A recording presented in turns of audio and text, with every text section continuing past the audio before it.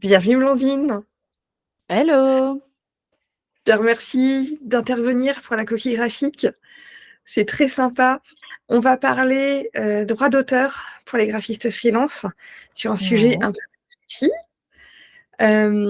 Est-ce que tu permets que j'essaie de te présenter, tu complètes et tu corriges ensuite? Ouais, vas-y. Vas-y, lance-toi. Alors, tu es, directrice artistique à Lyon depuis une dizaine d'années. Tu compléteras en me Oui, disant c'est si c'est bien. un petit peu plus ou moins. Tu es spécialisée dans le packaging. Tu travailles sur des beaux projets. En parallèle de ça, tu aides les graphistes et directeurs artistiques indépendants par le biais d'une formation, à travailler sur les droits d'auteur. Parce que Mmh. malheureusement, en école ou même après, on n'est pas formé sur le sujet et c'est quelque chose qui me tenait à cœur de développer, voilà, dans la coquille graphique. C'est des questions qui viennent souvent et tu as eu la gentillesse de proposer, de commencer à donner quelques clés sur un sujet précis que Ouais. je vais te laisser expliquer. Mmh. Est-ce que tu veux bien compléter ou corriger cette présentation? Tu es frisée sur mon écran. Mince! Ah! Ah, on t'entend, mais Tu l'image est m'entends? frisée. Bon, bah, écoute, peut-être qu'à un moment donné, je serai à nouveau, animée. Écoute, j'ai pas trop On t'entend, de c'est l'essentiel. Je te tu laisse, m'entends? C'est c'est l'essentiel, donc je te laisse. alors oui, tout à fait, ça fait plus d'une dizaine d'années que je suis DA, à mon compte et spécialisée effectivement en packaging, un studio qui s'appelle Macchiato, enfin qui a été rename il y a pas très longtemps, qui s'appelle Macchiato. Et après pour tout ce qui est aide aux designers et directeurs artistiques, alors il y a effectivement la partie droit d'auteur, mais tu as aussi, tout un tas d'autres sujets. Alors c'est souvent des sujets quand même assez précis, comme la gestion de projet ou plus la négociation commerciale, tu vois, des sujets vraiment généralement qu'on adore quand on est à son compte. J'ai une appétence pour les sujets qui sont pas du tout sexy, globalement. Et j'essaye de faire en sorte qu'ils le soient un petit peu, ou en tout cas qu'on puisse les trouver un petit peu plus intéressants après avoir échangé ensemble.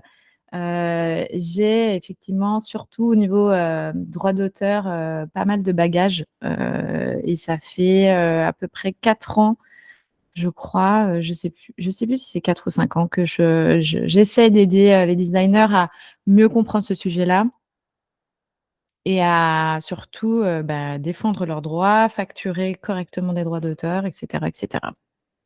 Voilà, tu sais tout. J'adore, merci. Quand tu dis que c'est des sujets pas sexy, alors on est quand même quelques-uns à être, intéressés là-dessus. Moi, je trouve ça au contraire, assez intéressant parce que comme tu dis, au niveau de la négociation, au niveau de plein de choses, Mmh. ça ça aide et pour ceux qui trouvent pas ça sexy, c'est vrai que tu as l'art et la manière d'amener les choses pour que ce soit plus accessible. Ouais, fun, j'essaie de rendre fun le truc en fait. J'essaie de le prendre comme un jeu, comme, toujours de manière très ludique parce que je me dis que c'est une bonne porte d'entrée pour pouvoir, aimer un sujet, tu vois? Ou en tout cas dédramatiser un sujet qui peut être un petit peu sensible ou un petit peu difficile, heu, comme les droits d'auteur, mais comme la négociation, la prospection, toutes ces choses-là qui sont pas forcément des choses qui mettent très à l'aise, dans notre activité, quoi. Et tu rends ça hyper accessible comme le sujet que tu vas aborder tout de Oui, suite. tout à fait. Alors, j'ai choisi un sujet qui, à mon avis, je pense, peut parler à absolument n'importe quel, freelance. C'est, comment bien se rémunérer sur des projets qui, semblent à petit budget. C'est-à-dire que concrètement, on a des clients qui sont souvent, solopreneurs ou qui lancent leur activité. On sait qu'ils n'ont pas beaucoup de budget et nous, en même temps, on ne vit pas d'amour et d'eau fraîche. Donc, on se dit: «Comment on fait?» tu vois? Pour bosser avec ce genre de clients parce qu'on aime ce qu'ils font, on les aime eux, on aime leur passion, on aime le truc, quoi. Mais en même temps, la rémunération, elle est pas folle, quoi. Donc on est toujours tiraillés entre ce paradoxe de: «J'ai trop envie de bosser avec ces gens-là, j'ai trop envie de bosser sur ce projet et en même temps, je sais que je vais perdre un maximum en termes, financiers, en termes économiques». Donc voilà, on est toujours un peu partagés, et en fait, il se trouve que, avec les droits d'auteur, on peut trouver une petite combine pour pouvoir, «rentrer» entre guillemets dans ses frais en prenant ou en acceptant des projets à petit budget. Et je me suis dit que le plus simple pour pouvoir, expliquer le fonctionnement et comment faire, bah, c'était de prendre un petit cas concret. Ouais. Voilà, de poser une sorte de décor et on va essayer de dérouler le fil et de se dire: «Bon, bah, voilà, comment on peut faire si, si ça nous arrive?» Alors, J'adore. imaginons. Parce que, ben, c'est une problématique qu'on a tous, rencontrée, quoi. On adore le projet, on adore le client et c'est comment on fait et je pense qu'on est peu nombreux à se dire: «Ah, bah, les droits d'auteur, ça peut être quelque chose». Donc je suis très curieuse Ouais, ouais, ouais. Alors de après, il faut savoir que tu peux utiliser cette méthodo, pour des projets qui sont beaucoup plus gros aussi, hein, c'est tout à fait possible. Si on veut négocier en fait, si on est juste en termes de négociation, mais qu'on aimerait avoir un budget un peu plus important. Tu peux toujours, en fait, utiliser cette méthode pour d'autres choses, mais disons que sur les petits budgets, ça fait plus sens parce que ça permet de s'y retrouver vraiment ouais. économiquement parlant, tu vois? Alors, Madame Bisounours qui a lancé une marque de vêtements, pour enfants, eh bien, elle nous contacte. Elle nous contacte parce qu'elle veut une identité visuelle, elle veut un petit site e-commerce et elle veut aussi 3 illustrations pour, bah, les vêtements qu'elle va créer. Donc forcément, ça fait déjà un projet où on se dit: «Aïe, aïe, aïe, il y a un budget», surtout avec un e-commerce. Donc vous faites un devis et malheureusement, eh bien, elle vous répond que, elle n'a pas le budget. Elle n'a pas le budget, qu'elle va pas pouvoir, bosser, avec nous, et on est un peu déçus parce qu'on aimait bien le projet et on lui demande jusqu'à quelle hauteur, par exemple, elle pourrait, financer ce projet-là, sur la base de ce qu'on lui a devisé et elle nous dit que, le montant à peu près, qu'elle pourrait financer, ce serait 60 du devis.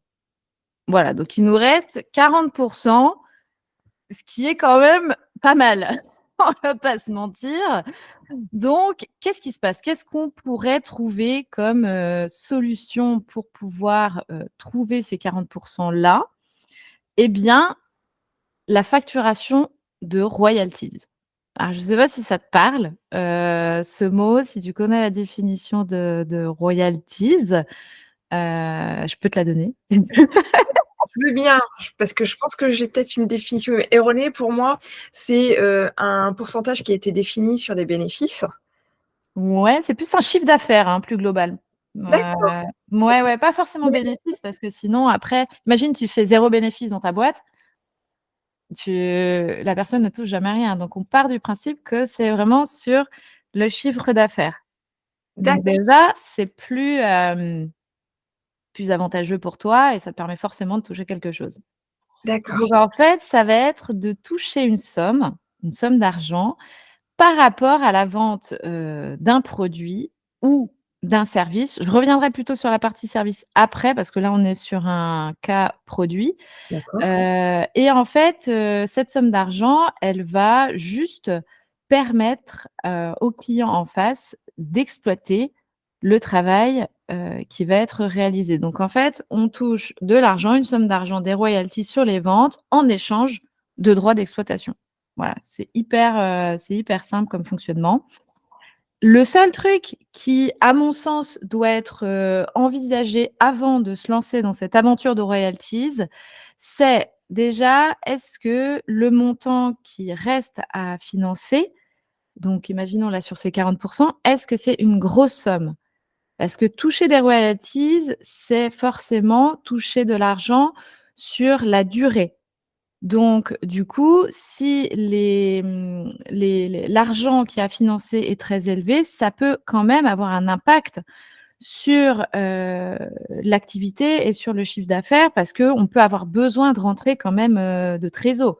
Donc il faut faire attention quand même de pas non plus s'embarquer sur des choses où, le client nous doit, 10 000 € en plus, alors que ces 10 000 €, ça pourrait faire tourner la boîte. En sachant que, la négociation de royalties, bah, c'est une chose, mais ça veut dire que, par exemple, dans 6 mois, 1 an, vous allez toucher de l'argent, mais c'est dans 6 mois, 1 an, quoi. Donc il faut bien avoir aussi cette notion de durée, en tête. Donc déjà, savoir si ça ne va pas nous mettre dans le caca, heu, pour pour notre trésorerie et que, voilà, on va pas faire couler notre boîte en utilisant ce système-là. Deuxièmement, est-ce que le projet qu'on a en face de nous, il est économiquement viable? Parce que le truc, c'est que là, si on touche de l'argent sur des ventes, eh bah, il faut aussi qu'en face, il y ait des ventes. Donc si le projet, vous sentez que c'est bif bof, la stratégie, commerciale, tout le truc, semble pas hyper viable. Dans ce cas-là, proposer, une facturation de royalties, c'est pas une bonne idée parce qu'on va être perdant vraiment sur toute la ligne. Pour le coup, c'est vraiment être embrigadé dans un projet qui va certes pas avoir de budget, mais en plus qui concrètement va pas être gagnant quoi qu'il arrive, à la fin. Il faut Voilà. que l'entreprise fasse du chiffre d'affaires pour pouvoir reverser. Exactement. Il faut bien penser que les royalties, c'est avant tout la marque fait de l'argent, donc on fait de l'argent. Mais si la marque ne fait pas d'argent, on fait pas d'argent. Donc voilà, il y a on est un peu tributaire aussi de, l'argent, du chiffre d'affaires généré par, l'entreprise. Donc il faut quand même étudier en amont le truc. Sinon, voilà, ça peut nous porter, préjudice. Bon, imaginons Madame Bisounours, dans son business, tout est bon. Tout est bon, les voyants sont au vert, la somme à financer n'est pas trop élevée, son business plan, tout, ça a l'air viable. Là, on se dit: «OK, on part». On part, on lui dit: «Écoutez, madame Bisounours, j'ai peut-être une solution pour vous. J'ai vraiment très envie de travailler avec vous. Voilà, je vous explique concrètement les 40 que vous me devez. On peut, heu, on peut faire une facturation aux royalties» et là vous lui expliquez bien entendu ce que sont les royalties et après vous lui dites, qu'en gros, cette, facturation, elle va s'étaler sur une durée précise, sur laquelle vous allez donc prendre un pourcentage sur ces ventes. Là, elle vous dit: «Waouh, trop cool, je vous fais vraiment le sourire. J'adore, c'est très vivant, j'adore. Elle vous dit: «Ouais, c'est incroyable, je suis partante», et donc vous lui expliquez que vous allez donc prendre tant sur tel produit et cetera et cetera. Comment ça se passe au niveau du versement des royalties? Parce qu'on en parlait tout à l'heure, c'est quelque chose qui est sur la durée, donc il faut aussi négocier, les différents versements. C'est-à-dire que, vous n'allez pas dites-vous bien, vous n'allez pas toucher des royalties tous les mois. En termes de comptabilité, c'est horrible. On va pas demander à un client de, tous les mois calculer le montant qu'il vous doit. On va plutôt dire: «OK, qu'est-ce qui est raisonnable pour nous en termes de trésorerie?» Ça va être plutôt 6 mois ou un versement annuel. D'un point de vue comptable, c'est plus réaliste un versement annuel. Parce que, en gros, vous allez avoir le bilan comptable qui va être effectué par l'entreprise et donc forcément, vous allez avoir le décompte de tout ce qui va être, acheté et derrière, vous n'avez plus qu'à prendre finalement un pourcentage, qui vous revient. Donc c'est quand même beaucoup, beaucoup plus simple, mais comme je disais, ça a aussi ses inconvénients, c'est-à-dire que vous devez être très patient. Le truc qui est intéressant aussi avec ça, c'est que vous pouvez être très, très, très, très gagnant parce que si vous négociez, je ne sais pas, un pourcentage et que le démarrage de la marque, elle est incroyable, peut-être que la somme que vous allez toucher, dépassera concrètement les 40 que madame Bisounours vous devait. En fait, si vous allez voir qu'en fait, avec cette méthode, ça reste quand même du poker, mais vous pouvez être quand même très, très gagnant si vous avez bien étudié à l'avance, le projet et si vous voyez qu'il y a un vrai potentiel marché. Voilà.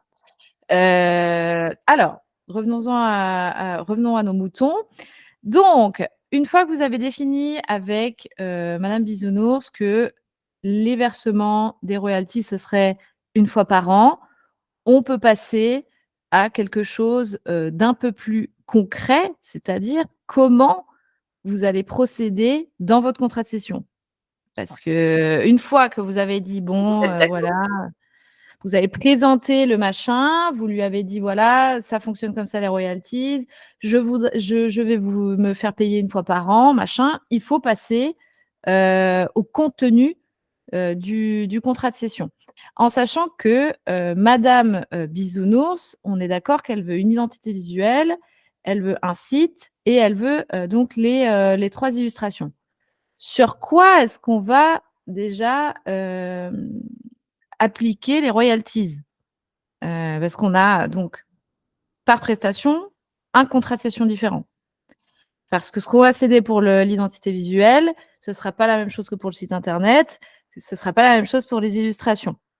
Donc, il faut savoir que les royalties vont s'appliquer sur les illustrations, sur les objets qui vont être mis à la vente. C'est beaucoup plus logique et c'est là qu'il va falloir donc négocier. Bien entendu, vous pouvez facturer les droits d'auteur pour l'identité visuelle et le site, ça n'a rien à voir.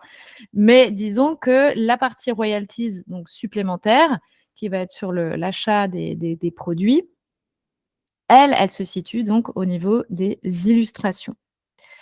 Donc, dans votre session dédiée aux illustrations, vous allez devoir, dans un premier temps, céder donc des droits de distribution, parce que c'est les droits de distribution qui vont gérer la partie vente, puisque la distribution, elle peut être alors à titre gratuite ou à titre, rémunérée quoi, à titre, onéreuse. Mais il faut absolument que dans votre contrat, il y ait une partie droit de distribution, pas juste droit de reproduction. Parce que reproduire, c'est une chose, vendre, c'est une Oui, autre. et là, Voilà, ce sera vente spécifiquement. exactement. Donc pour la partie, contrat de cession, illustration, on met bien des droits de distribution où on va expliquer qu'on autorise, madame Bisounours à revendre ces illustrations-là sur un support précis qui vont être, par exemple, des t-shirts. Il faut fixer ensemble qu'est-ce que ça va être du coup? T-shirt, pull. Peut-être que ces illustrations, elles vont être sur plein de trucs. Donc, il faut faire le point avec madame Bisounours sur les différents produits qui vont, utiliser ces illustrations. Et là, vous faites un petit tableau, et en face, vous allez dire: «OK, combien va être vendu le t-shirt? Combien va être vendu le pull? Combien va être vendu machin?» et cetera. Et donc vous le recensez également dans votre petit tableau et ensuite, en face, vous, réfléchissez à vous, de manière raisonnable, combien vous pourriez prendre en termes de rémunération sur ce prix de vente-là. Tout simple. Voilà, donc ça, c'est sur la partie distribution. C'est très important de faire le point sur et de négocier à l'avance avec madame Bisounours les pourcentages que vous allez demander, donc le prix que vous allez toucher et qu'elle, elle ne touchera pas sur le prix de vente. Donc, dans votre tête, essayez de vous dire: «OK, moi j'aimerais toucher tant, donc combien je vais essayer de prendre sur la vente?» sans que ça mette madame Bisounours dans la merde, d'un point de vue trésorerie aussi pour son activité, parce qu'elle a besoin, de gagner de l'argent, c'est évident. Donc, Il faut savoir essayez l'estime de vente aussi.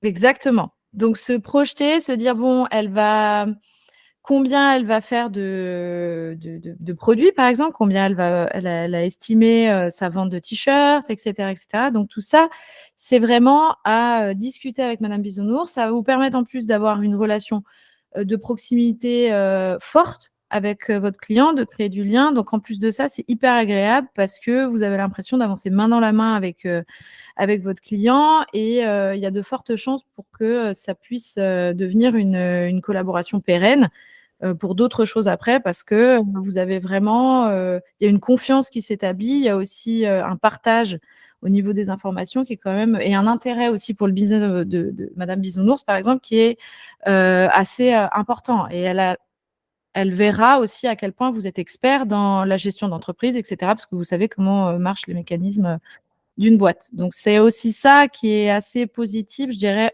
au-delà de la partie facturation, droit d'auteur et cetera. C'est une mise en avant de l'expertise, et de la gestion d'une boîte. Donc je ne peux que vous recommander de faire ce genre de choses. Donc ça, c'est la partie, chiffrage, vraiment montant.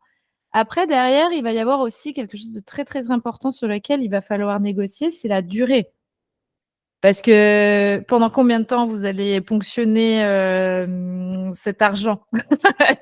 C'est toute la question. Madame Bisounours, elle va dire: «OK, moi je suis d'accord pour les royalties, mais il y a un moment, faut pas non plus déconner, ça va pas être sur 20 ans quoi». Donc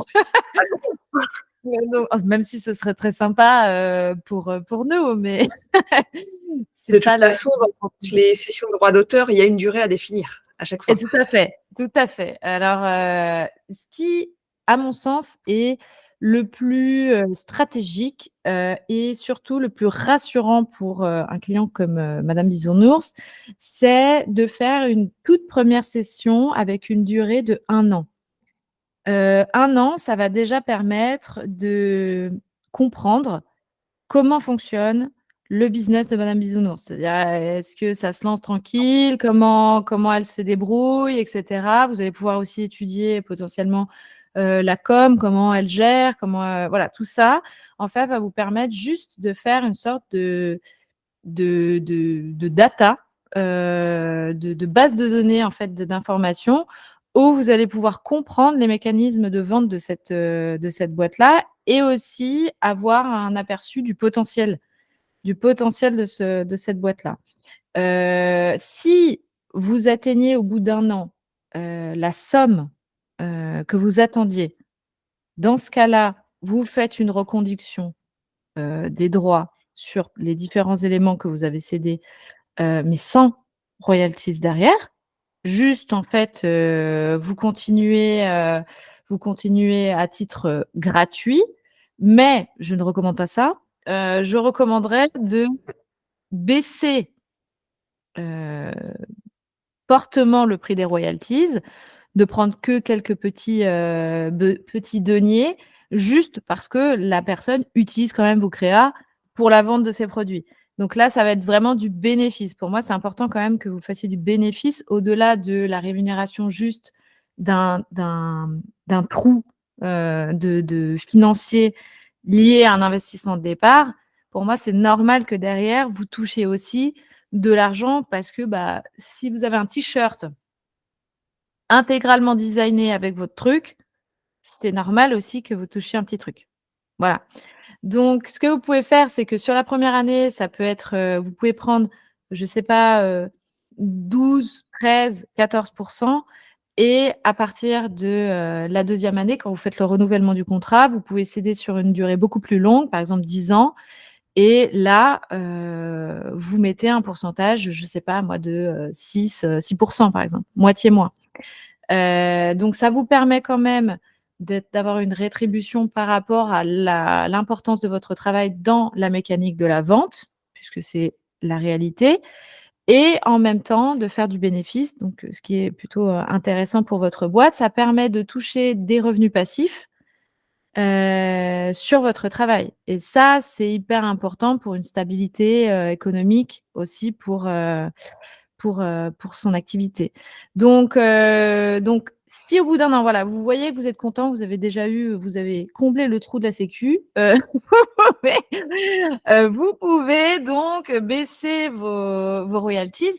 Si jamais, les attentes ne sont pas comblées au bout d'1 an, suite à votre analyse, dans ce cas-là, vous faites une reconduction à nouveau de ce contrat-là sur 2 ans cette fois. Sur 2 ans, vous n'allez pas faire tous les ans, ce genre de micmac. Vous le faites sur 2 ans. Pourquoi sur 2 ans? Parce que généralement, quand on arrive à 3 ans d'activité pour une entreprise, il y a un pivot assez charnière qui va s'opérer. Donc c'est aussi le moment de faire le bilan avec le client et de se dire: «OK, on en est où au niveau de votre boîte? Est-ce qu'elle continue? Est-ce qu'elle continue pas?» et cetera et cetera. Et si là, vous êtes, content du résultat, vous allez céder pour, 10 ans, comme je disais derrière, avec un, un chiffre de royalties plus faible. On repart dans la même mécanique que, si vous étiez déjà satisfait au bout d'1 an, des royalties, touchées. Voilà, donc ça, c'est un peu la mécanique, de comment donc rassurer son client sur, la facturation, montrer qu'on est pro, montrer qu'on n'est pas là pour, soutirer de l'argent, tu vois, au maximum, mais qu'on s'intéresse vraiment aussi, aux mécaniques de vente du client, au bien-être, et à la santé économique de l'entreprise du client et qu'on ajuste en fonction, en fonction de ça pour que tout le monde s'y retrouve, un petit peu. Et enfin, et bah, écoutez, comment on fait? Dernière petite chose, parce que là on a parlé de produits, on a parlé d'illustration, on a parlé de Madame Bisounours et de sa collection de vêtements, mais tout le monde n'a pas forcément des clients qui font du produit et Ça ça peut être une arrive. identité visuelle. Voilà, c'est ça et dans ce cas-là, comment on fait? Parce que le truc, c'est que quand on est sur une prestat de service, par exemple, on va pas vraiment contribuer, à la réalisation du service. C'est-à-dire qu'on va pas avoir des supports qui vont être vendus, on va pas avoir des trucs, tu vois, qui vont être vendus, qui vont, en fait, vraiment être, monnayables. Donc c'est un petit peu plus touchy. Néanmoins, on peut, au lieu d'utiliser le droit de distribution, on peut utiliser ce qu'on appelle le droit d'usage et donc du coup, on va, lors de la session de l'identité visuelle, par exemple, faire, appel au droit d'usage en disant: «On permet, l'utilisation de l'identité visuelle dans la vente des services. On autorise l'usage et par conséquent, on va demander des royalties sur le chiffre d'affaires global de l'entreprise». Donc là, c'est différent. Ça va plus être des droits de distribution sur la vente de machin, ça va être vraiment de l'usage pour, je dirais, plus l'image de marque. Voilà, donc forcément et notamment sur le logo, plus que l'identité visuelle globale, ça va être l'usage du logo finalement sur tous les supports, parce que forcément il va être utilisé quelque part, dans la réalisation des services. Et donc là, ça fait sens aussi par rapport aux services. Alors, quand on parle de chiffre d'affaires, du coup, ça peut vite faire peur, à un prestat de service. Donc évidemment, on va pas faire un pourcentage de fou. On va pas partir, sur, 20 du chiffre d'affaires de la personne, on est bien d'accord. Encore une fois, ce qui va être intéressant, c'est d'analyser la situation. Il faut toujours analyser la situation, se dire: «OK, quel genre de prestataire on a en face? Quel est, son business plan? À combien il se projette en termes de chiffre d'affaires par an? Si moi je prends tel pourcentage de royalties sur l'usage de l'identité visuelle pour 1 an, est-ce que je rentre dans mes frais ou pas? Est-ce que je vais faire peur, à mon prestataire ou pas?» Voilà, tout est une question de négociation. Ce qui est important, quoi qu'il arrive, c'est de bien expliquer, de bien faire comprendre au client qu'on a envie de travailler avec lui, mais que malheureusement, on ne peut pas, baisser nos tarifs, d'accord? On ne peut pas, on ne peut pas faire une moitié d'identité visuelle, non plus. Donc il va Faut pas falloir du qu'on trouve un chips sur le coin de la table, voyons Blandine. ah bah non, je suis désolée. Donc il faut qu'on trouve un compromis, il faut que ce soit juste, il faut que ce soit donnant-donnant. La seule chose, c'est qu'effectivement, toucher des royalties, pour un prestataire de service, c'est aussi du poker. C'est-à-dire que, eh bien, si, c'est sur 1 an et qu'on touche plus, malheureusement, on ne pourra pas faire de remboursement. Les royalties sont les royalties. C'est-à-dire que si, par exemple, le prestataire de service nous doit 5 000 € et qu'on en touche 10, eh bah, c'est comme ça. C'est le jeu, mais par contre, si c'est 2 000, on est perdant, mais c'est 2 000. Voilà, alors on va pas espérer que le prestataire de service fasse 2 000. Quoi qu'il arrive, encore une fois, je le reprécise, on peut vraiment faire une première session juste sur une durée extra courte de 1 an, faire le bilan, voir ce qu'il en ressort en termes de chiffre d'affaires. Si ça dépasse les attentes, bien entendu, derrière, on fait une session de l'identité visuelle à titre gracieuse pendant 5 ans, tu vois? Une fois qu'on a vraiment notre «remboursement» entre guillemets. En revanche, au bout de 10 ans, on va revenir, quoi qu'il arrive, pour faire facturer des droits d'auteur, parce qu'il y a un usage de l'identité visuelle qui perdure dans le temps et que forcément, ça a aussi une valeur. On est d'accord? Donc il y a ça, mais après si jamais au bout d'1 an, vous voyez que vous êtes perdant et qu'effectivement il y a 2 000 € seulement qui étaient glanés, vous pouvez, comme je le disais, renouveler à nouveau sur 2 ans, voir ou 1 an, voir ce qu'il en ressort en termes de chiffre d'affaires. Si c'est bon, vous avez votre remboursement. Après derrière, vous reprenez le chemin classique, de la session comme je le disais, pour, la première version.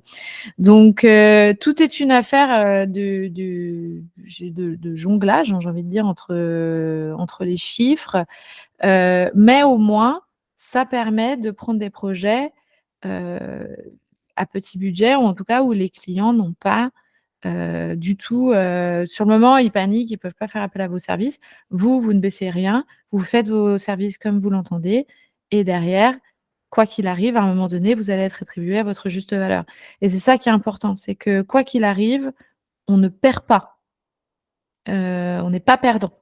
À part si la boîte coule au bout d'1 an. Bon là, c'est pas de bol, mais D'avoir c'est bien le évidemment. oui, c'est le meilleur moyen quand même de trouver un équilibre, un donnant-donnant entre, le prestataire et le client plutôt que le prestataire se plie toujours aux desiderata du client, sur une identité visuelle. Une identité visuelle, c'est une identité visuelle. Quoi qu'il arrive, on ne peut pas épurer, l'offre, voilà, enfin souvent on a tendance à négocier à la baisse. Pourquoi on n'envisagerait pas autre chose, autrement? De rester gagnant et du coup d'éviter de mettre en péril, son activité, parce qu'on veut faire plaisir et on veut absolument avoir aussi un projet. Voilà. Je crois que j'ai à peu près tout dit. J'espère que c'était clair. Je sais pas si moi je suis tellement à fond là-dedans que du coup j'ai tendance à pas me rendre compte de la clarté, potentielle de mes propos, mais j'espère que ça a donné des ouvertures ou je sais pas, ça a créé de l'intérêt en tout cas, par rapport aux droits d'auteur et au potentiel que ça peut avoir, en termes économiques et aussi de valeur de travail et de compromis dans dans la relation client. Moi, j'ai trouvé ça très clair. Ce qui est chouette, c'est que, voilà, en donnant un cas concret, ça on gagne forcément en clarté et on est sur des situations qu'on a tous connues et du coup, ça permet vraiment de voir les différentes possibilités. Mmh. Hem, j'ai quelques questions, si tu Mais permets. absolument, C'est ouais, alors ouais, déjà, ouais. ton explication, tu nous emmènes avec toi, on sent que tu aimes ça, que tu maîtrises le sujet et que c'est un plaisir pour toi d'accompagner le client, là où pour, beaucoup de designers, On voit la négociation, la vente, c'est mal perçu. On voit que, pour toi, c'est vécu vraiment comme un accompagnement, y aller main dans la main et là, c'est le 1er point que j'aimerais relever avant de te poser les questions, c'est que, dans nos métiers, je trouve qu'on met pas assez en avant la notion d'accompagnement, de relation de confiance, d'écoute. Hem, on a ce biais qu'on a à l'école, tu me diras si tu es d'accord avec moi ou pas, mais on nous donne un brief: «Allez, on fait la créa» Mmh. et dans notre partie, de designer freelance, on a toute cette partie-là de bien comprendre le besoin. On a la chance d'avoir le client, Mmh. en face de nous et c'est une vraie relation humaine Mmh. qui se crée. C'est notre rôle d'être pédagogue et de savoir expliquer Mmh. et ça, c'est un point qui est fondamental pour moi, que ce soit pour la qualité de la réalisation, que pour des royalties ou autres. Mmh. J'ai la sensation que c'est quelque chose qui est vraiment important dans ta façon de travailler. Oui, oui, oui, oui, très, très important parce que, en fait, je pars du principe déjà que peu importe le client qu'on a en face de soi, c'est important d'être très clair sur, son fonctionnement. En fait, nous, on a des mécanismes, des automatismes, en tant que designer, et on parfois, on a tendance à oublier que, tout le monde, ils sont pas au courant forcément nos clients de comment ça se passe. Les spécificités métiers comme le droit d'auteur, bien entendu, il peut y avoir des clients qui en ont entendu parler, mais la majorité du temps, en fait, si ça fait peur ou si, les clients sont très, comment dire? Agressifs, comme on peut l'imaginer, c'est parce qu'en fait, on ne leur explique pas bien. On les met un peu, tu sais, il y a ce truc du couteau sous la gorge où on en parle comme ça au dernier moment, genre je te balance le truc, sans réelle en plus, personnalisation et c'est là aussi, l'intérêt, c'est le conseil en fait. L'écoute, comprendre, et ça vaut pour leur auteur, mais ça vaut pour plein d'autres choses comme tu le disais, de comprendre vraiment ce qui se passe, d'avoir les problématiques, du client et de aussi s'adapter tout en trouvant son équilibre à soi. En fait, on n'est pas obligé de se sacrifier, on n'est pas obligé d'avoir cette approche, très, comment dire? De confrontation en fait avec le client. On peut aussi, heu, fonctionner par empathie et se dire: «OK, voilà, on a un client, il est dans telle situation, c'est pas cool pour lui ou en tout cas ça l'arrange pas de cette manière-là. Je le comprends parfaitement. Après moi aussi j'ai des besoins et comment on trouve un entre-deux?» et ça, c'est de l'explication, c'est, oui, c'est de la pédagogie, c'est du conseil, hein. Donc oui, je suis complètement d'accord avec toi, et c'est souvent on fait une bête noire de plein de choses, alors qu'en fait, c'est souvent de l'incompréhension, heu, liée à nos spécificités métiers, ou juste à notre, manière de faire, quoi. Tu vois, c'est tout bête. Ce qui nous semble clair pour nous parce que c'est notre métier, l'est pas pour le client. Il faut être pédagogue là-dessus. De ton côté, ça fait combien de temps que tu utilises cette méthode des royalties? Est-ce que tu peux nous en dire un peu plus sur ton expérience, par rapport à ça, des réactions clients que tu as eues, des négociations, des choses comme ça? Est-ce que tu aurais quelques anecdotes? Ben, c'est souvent que ouais, je l'ai déjà eu. Alors, je moins maintenant parce que j'ai plus la même cible. Je travaille avec, plutôt des grosses boîtes ou en tout cas des entreprises qui, ont les moyens, d'investir tout de suite dans les prestations que je peux proposer. Néanmoins, il y a 4-5 ans, je travaillais encore pas mal avec, des solopreneurs ou des personnes en tout cas qui démarraient et pour qui, ben, un budget, c'était leur bébé. Enfin, tu vois le truc, il y a cette notion-là de, je viens avec, souvent mon argent personnel ou alors, il va y avoir un emprunt qui va être fait, que ce soit, je sais pas, auprès d'organismes, enfin, tu vois? Ou, des aides qui vont être données et donc du coup, chaque centime est précieux. Donc ils ont le choix en fait de pouvoir travailler avec telle ou telle personne. Souvent, ils ont besoin d'être rassurés, ils ont besoin d'être quand même avec des gens aussi de confiance, avec de l'expérience. Le problème, c'est que quand tu veux travailler avec des gens qui ont de l'expérience, bah, ça coûte un certain prix. Et en tant que personne qui a de l'expérience, c'est très frustrant de devoir, sous-facturer. Tu vois, il y a un moment donné, Si. c'est pas possible. On a un business à faire tourner quand même aussi et peu importe d'ailleurs l'expérience, sous-facturer, c'est très désagréable et souvent cette partie, royalties, elle permet de soulager en fait. Parce que, alors en fait, quoi qu'il arrive, c'est toujours intéressant de partir avec un devis, de faire un vrai devis, de faire comprendre à la personne en face la valeur de son travail, et concrètement, quand on travaille avec toi, combien est-ce que ça va coûter pour tel ou tel prestat, tu vois?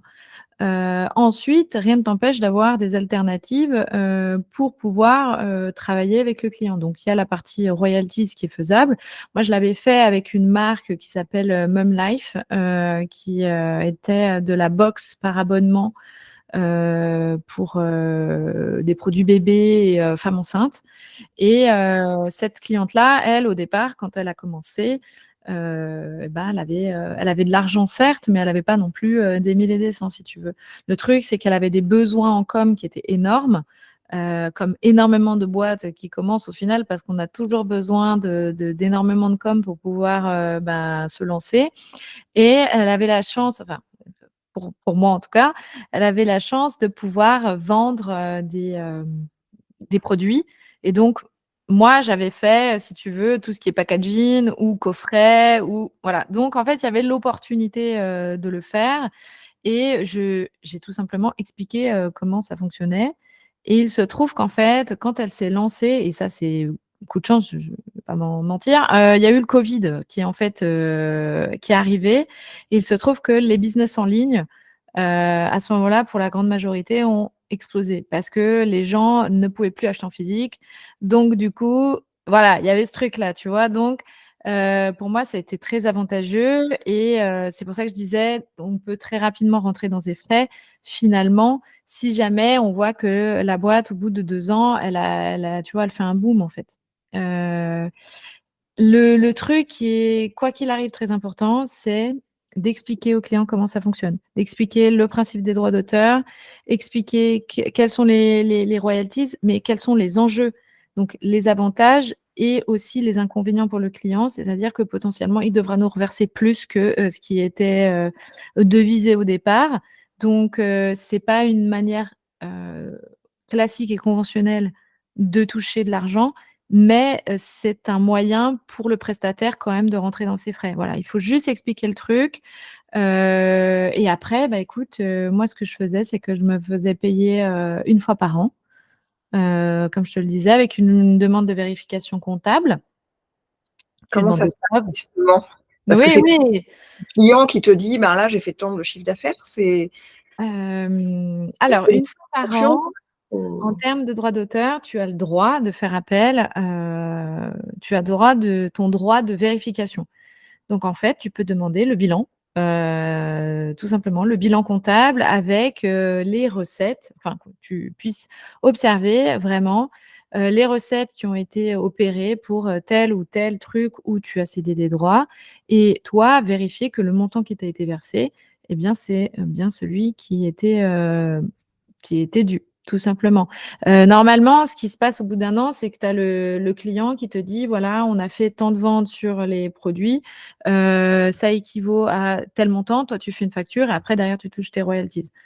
Tu peux donc, au moment où la personne t'annonce le montant avec, le nombre de ventes, tu peux très bien dire: «Bah, j'aimerais, avoir accès, à vérification».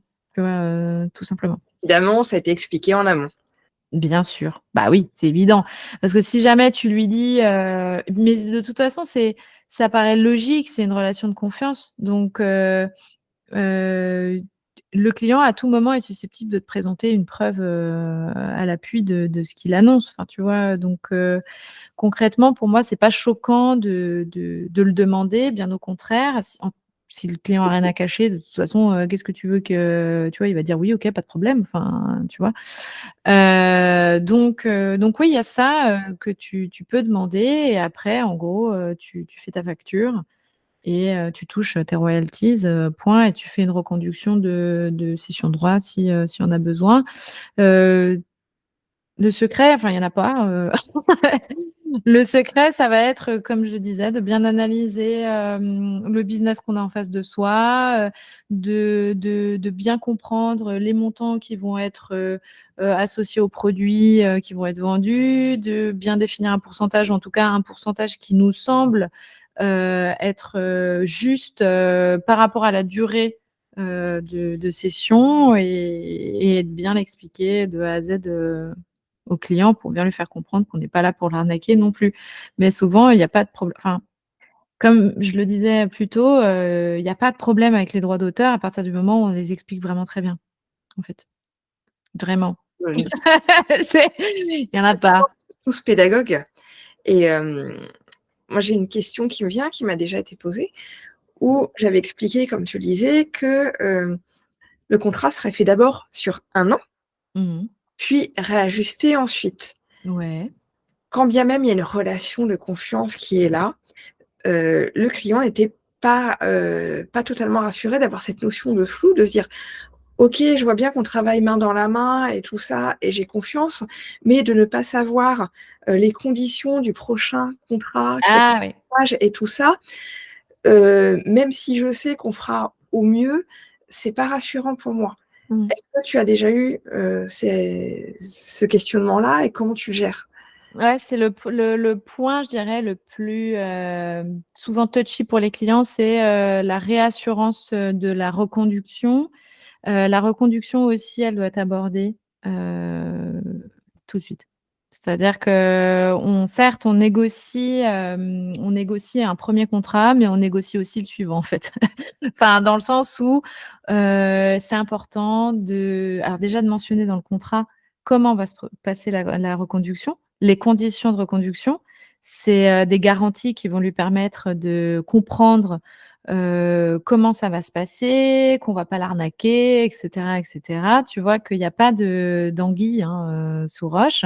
Donc dans le contrat, c'est important de définir des conditions de reconduction, et derrière, moi, ce que je fais souvent par rapport à la rémunération, donc plus global, sans parler de royalties, hein, ça va être d'annoncer des montants, avec des fourchettes, en fait, déjà faites, en disant: «Bah, voilà, là, vous, si, dans 5 ans, je vous renouvelle tel truc pour une durée de, 5 ans ou de 10 ans ou de 15 ans, ça va vous coûter normalement tant, si votre, boîte se situe à tel moment, de sa carrière, entre guillemets, ou en tout cas de sa notoriété».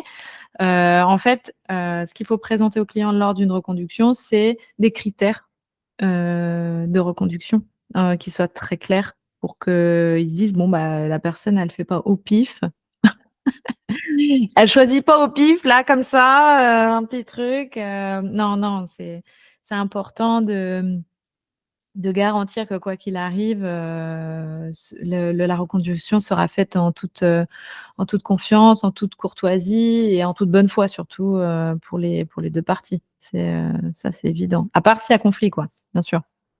OK. Hem, Si tu veux bien, je vais essayer de résumer les points vraiment importants à retenir de ce que tu as dit. Tu Ouais. heu, Si je résume bien, pour moi, il y a, l'élément vraiment, important, c'est la pédagogie. Savoir expliquer ce qu'on fait, être clair et transparent dans la démarche pour instaurer cette relation de confiance. Ouais. Ensuite, deuxième point, c'est vraiment, estimer le projet, si on le sent viable ou pas, et notre capacité financière Mmh. à ne pas avoir l'argent tout de suite, Mmh. mais plus tard. Mmh. Souvent, on est pris par l'enthousiasme du projet. Il y a Ouais, une réalité financière qui est là et il faut faire aussi les bons choix par rapport à ça. exactement. Je connais les auditeurs de la coquille graphique, ils vont me dire: «OK, on a vraiment compris l'importance de bien expliquer les droits d'auteur, le fait que, bah, voilà, ça donne une image professionnelle, que la personne voit de quoi on parle, elle se sent, guidée». Moi, par expérience, je vois à quel point ça facilite la relation et à quel point ça appuie cette relation de confiance. Par contre, les droits d'auteur, il faut savoir en parler. Mmh. On a vu les grandes lignes sur un cas précis, mais Mmh. c'est un sujet qui reste assez complexe.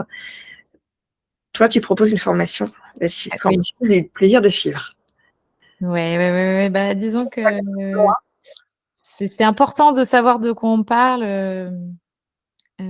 pour effectivement, pour bien l'expliquer, il faut maîtriser aussi en amont, les tout le contenu pratique, heu et les enjeux, en fait, aussi, je pense, les enjeux, juridiques, qu'il y a aussi derrière pour le client, et même pour soi, pour sa propre boîte. Ne pas faire de promesses, sur certaines choses et pour moi, c'est aussi, être, garant d'un processus de création éthique, où on va faire très attention aux droits de tiers. Donc droits de tiers, ça va être, tous les éléments qu'on va utiliser dans nos créations. On sera clean sur les sources, en termes de droits d'auteur. Voilà, c'est ça qui est important. Moi, d'un point de vue perso, ça fait 15 ans que je suis à mon compte. J'avoue qu'au tout début, j'en parlais pas des droits d'auteur parce que je me sentais tellement pas à l'aise Mmh. que je passais ça à la trappe. Mmh. J'ai commencé à me former il y a 15 ans, il y avait pas beaucoup d'infos, mais voilà, à force de creuser, de vouloir faire les choses bien, j'ai monté un petit peu en compétence là-dessus. J'ai amené le sujet, le fait que j'amène les sujets auprès des clients. Là, autour de moi, il y avait des graphistes qui disaient: «Oui, mais ça va faire peur ou quoi». Eh bien, le fait que je sache expliquer, en quoi, ça protégeait mon travail, mais que ça le protégeait lui aussi, eh bien, ça a renforcé, mon image de professionnelle. Souvent, Mmh. on me dit: «Ah mais, vous êtes la première graphiste qui m'en parle». Mmh. Et voilà, je pense qu'il faut vraiment changer le regard là-dessus. C'est que, c'est pas quelque chose qui va rebuter le client quand on sait bien en parler. Au contraire, ça démontre une expertise et le client voit qu'il est gagnant lui aussi. C'est gagnant des 2 côtés quand c'est bien pensé. Ouais. Par rapport aux points importants que j'ai relevés, est-ce que c'est, OK? Est-ce qu'il y a quelque chose que tu voulais ramener? Non, pas du tout, c'est parfait. Non, non, vraiment, c'était hyper, hyper clair et très, très bien résumé. Bah, quand c'est clair dès le départ, c'est plus facile. Et hem Et donc, comme je te disais, je sais que les auditeurs de la coquille graphique vont me dire: «Oui, si, on ressent le besoin d'aller plus loin sur, les cessions de droits d'auteur, de distribution et tout ça, Mmh. heu, le nom de ta formation, comment est-ce qu'on te trouve?» Même si je vais donner les informations et tout ce qu'il faut, comment ça se passe? Alors, bah, écoute, j'ai créé un site dédié, à la formation, une page, où il y a tout, tout décrit, tout d'expliqué. Bien entendu, je peux rester, dispo pour, toute question, par email, si besoin. La formation s'appelle Ownership, c'est, une formation, un peu, j'ai pas barrée, mais disons que Je montre. voilà, c'est une formation qui est pas très conventionnelle, pour du droit d'auteur dans le sens où, c'est très esthétique, très, immersif aussi. Il y a beaucoup de petites choses, ça et là qui font que ça permet de détendre quand même, l'atmosphère, mais le contenu est très, chargé quand même. Il y a beaucoup, beaucoup de choses. Et en même temps, là depuis décembre dernier, j'ai changé un peu le format et désormais la formation est en accès libre toute l'année. Néanmoins, il y a un suivi qui est, possible avec, un live mensuel par mois. Ces lives, c'est un peu des rendez-vous à la fois pour pouvoir, discuter de l'actualité de la propriété intellectuelle, donc pour avoir un suivi de, qu'est-ce qui se passe dans le monde par rapport à la propriété intellectuelle? Est-ce qu'il y a des choses qui évoluent, et sur lesquelles on doit être informé? Parce que ça, c'est quand même, aussi, intéressant, notamment avec les intelligences artificielles, toutes ces choses-là. Il y a plein de choses qui bougent. Ensuite, il y a bien sûr un temps, de suivi de questions-réponses pour les personnes qui suivent la formation et enfin, il y a, comme je l'ai fait là aujourd'hui, un cas pratique en fait sur un sujet, un angle très précis qui va permettre en fait aux personnes qui ont pris la formation d'aller plus loin sur des sujets qui les concernent, au-delà de la maîtrise de comment je facture, comment je monte mes sessions, comment ci, comment ça. Imaginons, voilà, j'ai Madame Bisounours qui débarque, elle a un problème très très précis auquel je suis confrontée. Je peux pas envisager tous les cas de figure dans la formation, sinon le contenu, ce serait plus possible. Donc, j'essaie d'utiliser le prétexte de ce genre de live pour apporter, enrichir en fait, la pratique et en même temps montrer tout un tas de possibilités pour les participants de la formation de manière concrète, à réutiliser en fait, des petits modes d'emploi, à réutiliser. Là, dernièrement, on avait fait aussi sur le cas d'une entreprise en franchise. Donc, comment ça se passe en termes de droits d'auteur quand en fait on tombe sur une marque qui a décidé qu'elle allait franchiser sa marque. En termes de cession de droits, comment ça se passe? Voilà, tu vois, ça peut arriver. Et ça, je peux pas le mettre dans la format parce que ça, tu vois, ça fait trop. Donc voilà, il y a un suivi en termes de contenu aussi qui est fait à ce niveau-là. Et c'est trop cool parce que c'est un moment de partage aussi. Il y a quand même une dimension humaine dans la formation. C'est pas juste vous achetez la format, vous formez sur les droits d'auteur. C'est voilà, aussi on partage un bon moment à côté, une fois par mois, on rend le truc fun. Tu as Heu même une playlist, je crois, sur la Ouais, formation. ouais, il y a de la playlist, il y a des trucs pour nous aider en fait à kiffer un peu en fait, dans l'apprentissage, de ce sujet-là.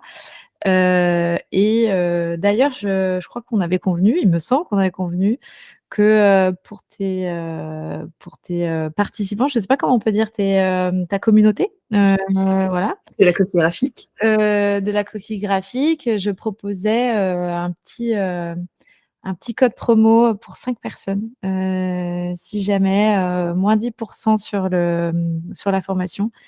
C'est toujours, ça de prix, hein, je sais pas si ça vous Ah, intéresse, mais pour 5 personnes, 5 personnes, valables jusqu'à ce que le code soit épuisé. Donc en gros, c'est enregistré dans la page de vente, il y aura, en gros, 5 personnes qui y auront droit. Si jamais vous rentrez le code et que ça ne marche pas, techniquement, ont été prises. c'est que c'est trop tard, voilà. Mais je me dis que ça peut être sympa, si jamais certains sont intéressés par le sujet, des droits d'auteur. Je voudrais rajouter une petite chose. Moi, quand je t'ai rencontrée, je me suis dit: «Mais d'où elle a toutes ces connaissances? D'où ça lui vient cette passion pour le droit? C'est pas commun». C'est vrai. Si j'ai bien compris, ton papa est avocat, du Mmh. coup, tu as été dans ce domaine-là, tu as Mmh. fait lien avec, ton métier. D'ailleurs, dans ta formation, il y a, une avocate qui intervient aussi. C'est pas des choses que tu as tirées d'un chapeau, comme ça. On voit bien que c'est un sujet que tu maîtrises, qui est appuyé vraiment sur des cas concrets, qui a été, vérifié et donc Mmh. voilà, on a toutes, on comprend d'où ça te vient, Oui, c'est vécu, c'est l'information. vivant, je pense, oui, très clairement. Bon, le fait d'avoir un papa avocat, ça te donne une vision du monde qui est forcément, sous un angle plus juridique. Enfin, en tout cas, avec une notion de justice, d'équilibre, tu vois, toutes ces choses-là. Et disons que, après il y a aussi tout un historique en tant que designer de, se faire avoir, dans tes premières années sur certains points et te dire: «Putain, en fait, j'ai peut-être des billes et je pourrais faire quelque chose» et après, mon fer de lance, c'était plutôt juste, une juste rémunération, des collaborations saines et de confiance, des belles rencontres, tu vois? Des belles relations et ça passe aussi par, du coup, bah, poser des limites, poser un cadre et cetera et je trouve que le droit d'auteur est un bon prétexte pour faire ça, tu vois? C'est clair. Je te remercie beaucoup, de m'avoir proposé cette intervention. Ouais, mais avec plaisir, tu vois quoi dire? Voilà, c'est des questions qui revenaient beaucoup. Moi, ça va me permettre aussi, tu vois, de rajuster mes process. Mmh. Est-ce que tu veux ajouter quelque chose avant que j'arrête l'enregistrement? Bah, je voulais juste, v dire que, même si, le droit d'auteur a pas forcément bonne presse, parce que c'est vrai que ça a pas forcément bonne presse, il y a beaucoup de gens parfois qui disent: «Oh là là, mais c'est chiant, c'est lourd, pourquoi on fait ça?»